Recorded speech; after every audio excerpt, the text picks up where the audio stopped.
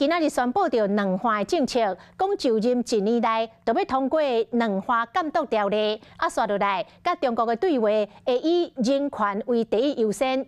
另外，针对赖清德呛讲，伫中国的眼内，选总统拢算是台独，侯友宜叫赖清德爱较勇敢咧，发出着台独万岁。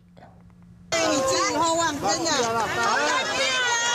新目数据随最力票权，则伫咧政见发表炮灰战头，侯友宜进一步过来谈人权优先的政策。未来两岸对话的优先，我一直强调，还是把人权的问题要摆在第一个位置上面。所以我要落实台湾民众在人身自由受限的案件里面24小时通报。公布两化政策，强调人权优先。当然，这个条例别让继续倒伫咧立宪。第一个监督就是我要在1年里面，两岸协议监督条例要赶快过了。不过，真一枚还有记者讲，中华民国宪法是护国神山，那就继续为这件代志交战。说中华民国是护国神山。